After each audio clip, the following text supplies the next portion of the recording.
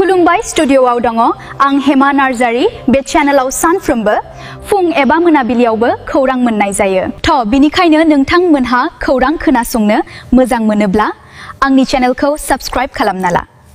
गिबि खौराङा दङ सिकनाझार नेशनेल पार्क इसिटिआव हाग्रानि मैदेरनि गाग्लोबनायाव लाइमोननि एबा सासे लाइमोननि गोब्राबै जोखोम।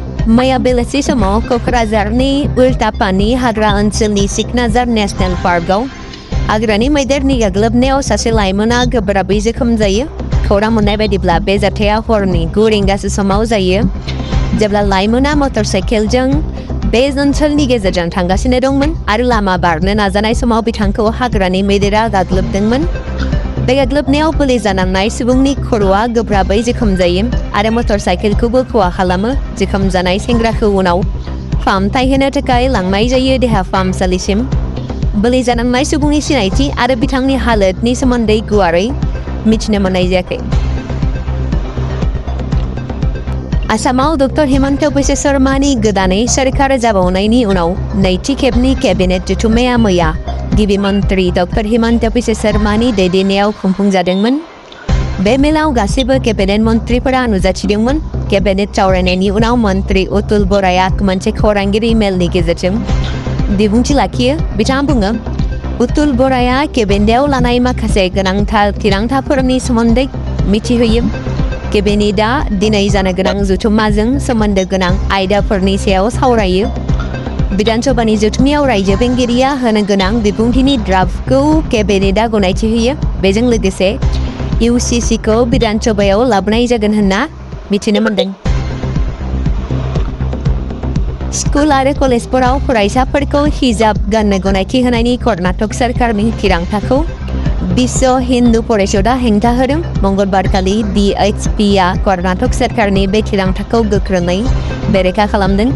मंगलबारखालि विश्व हिन्दु परिषदनि ओनसोलारि नेहाथारि शरण पामुवेलआ लाइमोनफोरखौ बे थांखिनि हेंथायै सोमावसारनो खावलायो आरो बुङो दि बेयो तुजिकरण राजखान्थि आरो धोरोमारि उदखारिखौ थुलुंगा होयो। बिशश्री सोहोराव थानाय विश्व हिन्दु परिषदनि मावख'आव जानाय मोनसे मेलाव शरण पामुवेल बिथाङा बुङो दि सोलोंथाइ फसंथानफोरा आब्रुथि आरो खौसेथिखौ लाखिनांगौ। बिथाङा हादोरसा सरकारखौ हिजाबखौ गनायथि होनानै सोलोंथायारि फसंथानफोरनि गोथारथिखौ खहा खालामगासिनो होननाबो अजद होयो। पामुवेल बिथाङा बुंबावो दि सोरखारनि बे थिरांथाया माखासे फरायसाफोर आरो लाइमोनफोरनि गेजेराव रागा जोंखांहोदों। बिजनी पुलिसनि मोनसे गेदेर जाफुंसारनाय हर गेजेराव मोननै गुबुन गुबुन जायगायाव पालेंबारिनि पानबारि पुलिस आरो बिजनी टाउननि बिजनी पुलिसआ अपारेशन खालामनानै गोबां बिबांनि ड्राग्सजों लोगोसे सानै साप्लायारखौ हमनो हायो। पुलिसनिफ्राय मिथिहोजानाय खौरांनि सायाव बिथा खालामनानै उरानिया दालांनि साखाथियाव बिथांमोना कक्राझार जिल्लानि जामालपुरनि थागिरि सनसुल हुसेन लास्कार, जाय 25 बोसोर बैसोनि, बिथांखौ सासे साप्लायारखौ हमनो हायो आरो गोबां बिबांनि फेग्रा मुवाबो बुथुमनो हायो। मख'नो गोनां दि बिजनी पुलिसनि अपारेशनाव अफिसार इनचार्ज रितु ज्योति नाथनि दैदेननायाव हमजानाय सनसुल हुसेन लास्कारनि खाथिनिफ्राय ड्राग्सजों बुंफबनाय मोन 7 साबुननि बाक्सुफोरखौ जब्द खालामनाय जायो, जेराव ड्राग्सनि गासै लिरथाया 263.6 ग्राम। फारसेथिं पानबारि पुलिसनि सिङाव थानाय पालेंबारियाव गुबुन सासे साप्लायारखौ ड्राग्सजों लोगोसे हमनाय जायो। मावफुंगिरि बिनय मालाकारनि दैदेननायाव पानबारि पुलिस थानानि सार्कल अफिसार रितुल मणि दासआ खालामनाय अपारेशनाव ड्राग्सजों बुंफबनाय गं 44 प्लास्टिकनि कन्टेनार आरो गंसे मबाइल फनखौबो जब्द खालामनानै गाजी रहमान उर्फे काल मुंनि सासे साप्लायारखौबो हमनो हायो। गाहाय मन्त्रि नरेन्द्र मदिया मोनबा गुबुन गुबुन हादोर दावबायनायनि जोबथा दावबायनाय समाव इटाली सफैयो, जेराव गाहाय मन्त्रिया रम सहैनाय लोगो लोगो इटालीनि गाहाय मन्त्रि जिअर्जिया मेल'नीजों लोगो हमो आरो गोसो गोरबोजों नरेन्द्र मदिखौ जिअर्जिया मेल'नीआ बरायनानै लायो। फारसेथिं गुबुन हादोरनिफ्राय फैनाय भारतारि सुबुंफ्राबो नरेन्द्र मदिखौ इटालीयाव बरायनायखौ नुनो मोन्दों। इटालीयाव सहैनाय गाहाय मन्त्रिया गुबुन हादोरनिफ्राय फैनाय भारतारिफोरजों मोनसे हारिमुआरि हाबाफारिबो लायो। गाहाय मन्त्रिया रायजो राजाफोरजों रायज्लायो।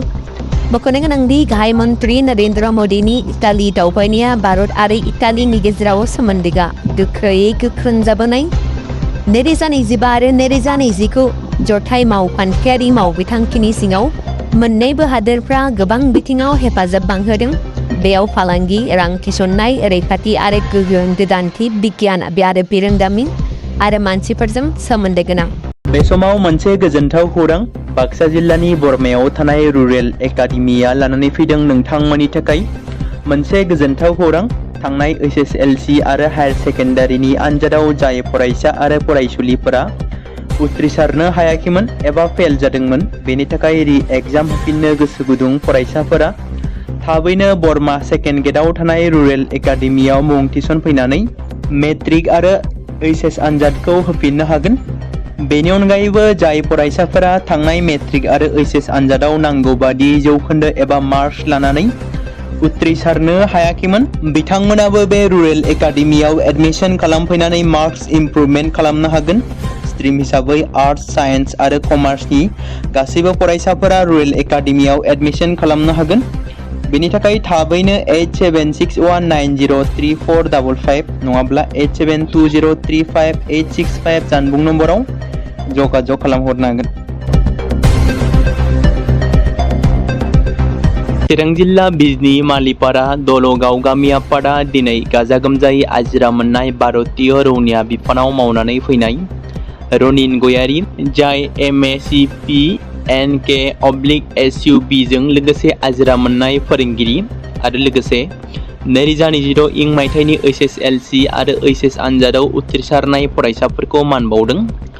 मुस्रि रनिन गयारी बिथांमोना 4 बिदा-फंबायफोर दं।